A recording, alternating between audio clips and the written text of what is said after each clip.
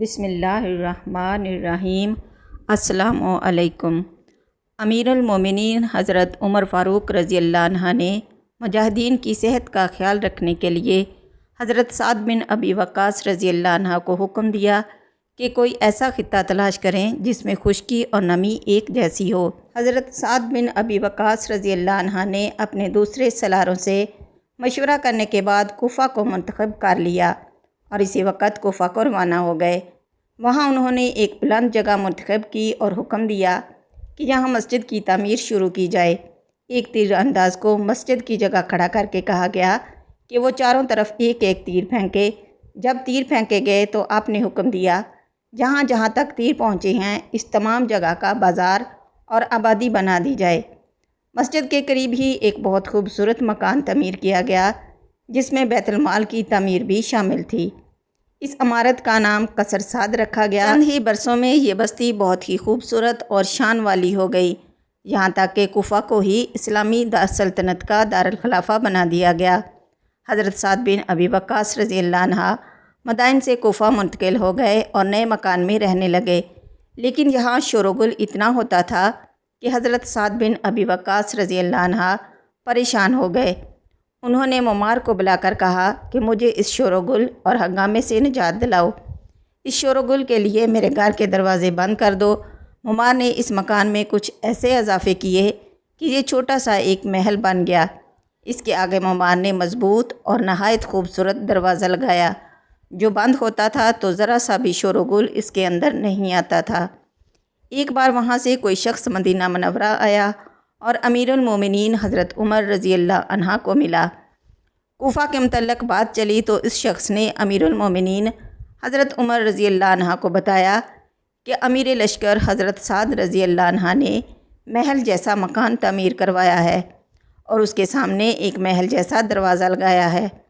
حضرت عمر فاروق رضی اللہ عنہ نے یہ بات سنی تو ایک صحابی محمد بن مسلمہ رضی اللہ عنہ کو بلایا اور حکم دیا کہ اسی وقت کوفہ روانہ ہو جاؤ اور سعد کے مکان کے دروازے کو بغیر پوچھے آگ لگا دینا اور پھر یہ خط اسے دے دینا اور وہیں سے واپس آ جانا۔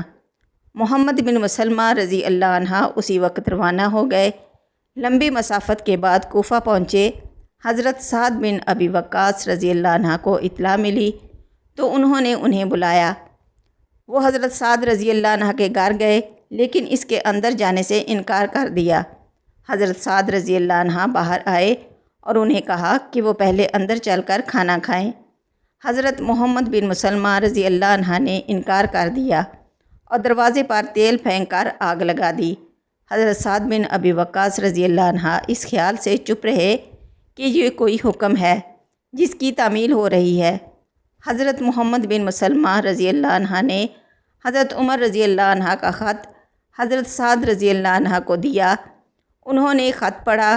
حضرت عمر رضی اللہ عنہ نے لکھا تھا، مجھے اطلاع ملی ہے کہ تم نے اپنے لیے محل تعمیر کروایا ہے اور اسے ایک خوبصورت قلعے کی شکل دے دی ہے اور تم نے اس کا نام قصر سعد رکھا ہے۔ میں سمجھ سکتا ہوں کہ تمہارے دروازے پر ان لوگوں کے لیے رکاوٹ پیدا ہوگی جو تم تک پہنچنا چاہتے ہیں۔ یہ تمہارا محل نہیں، یہ تمہارا اور امت کی ہلاکت کا محل ہے۔ اس میں تم نے بیت المال تعمیر کروا کر اسے اپنے محل کا ایک حصہ بنا ڈالا ہے۔ بیت المال پر باقاعدہ پہرہ کھڑا کیا جاتا ہے، اس پہرے کی وجہ سے تمہارے محل میں بھی کوئی داخل نہیں ہو سکتا۔ بیت المال کو فوراً وہاں سے ہٹا دو تاکہ جو کوئی تم تک پہنچنا چاہے اس کے لیے پہرے کی وجہ سے روک ٹوک نہ ہو۔ اپنے اور لوگوں کے درمیان کوئی رکاوٹ نہ رکھو۔ دروازہ جل رہا تھا۔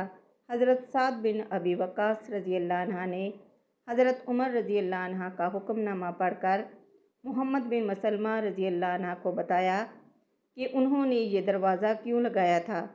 انہوں نے کہا کہ میں اس ملک کا امیر ہوں اور امیر لشکر بھی ہوں، مجھے اطمینان اور سکون چاہیے تاکہ میں صحیح فیصلے کر سکوں اور لوگوں کی بھلائی کے لیے سوچ سکوں۔ محمد بن مسلمہ رضی اللہ عنہ مدینہ واپس آئے اور حضرت عمر رضی اللہ عنہ کو بتایا کہ وہ حکم کی تعمیل کر آئے ہیں۔ اس کے ساتھ ہی انہوں نے حضرت عمر رضی اللہ عنہ کو بتایا کہ حضرت سعد بن ابی وقاص رضی اللہ عنہ نے کیا عذر پیش کیا ہے اور اس قسم کا دروازہ لگانے کی وجہ کیا تھی۔ حضرت عمر فاروق رضی اللہ عنہ کی عظمت ملاحظہ ہو، انہوں نے یہ نہیں کہا کہ انہوں نے جو حکم دیا تھا وہ بالکل صحیح تھا۔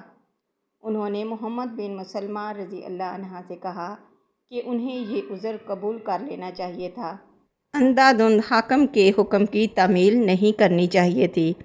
حضرت عمر فاروق رضی اللہ عنہ نے کہا، اگر تم نے اپنی آنکھوں سے کوئی اور صورتحال دیکھی تھی اور اس کی صحیح وجہ تمہیں معلوم ہو گئی تھی تو تم میں اتنی سوجھ اور اتنی جرأت ہونی چاہیے تھی کہ میرے حکم کی تعمیل نہ کرتے۔ حضرت عمر رضی اللہ عنہ نے اسی وقت حضرت سعد بن ابی وقاص رضی اللہ عنہ کو پیغام بھیجا کہ انہوں نے جو عذر اور جو وجہ بتائی ہے وہ قبول کی جاتی ہے اور وہ اپنا مکان پہلے کی طرح ہی رہنے دیں۔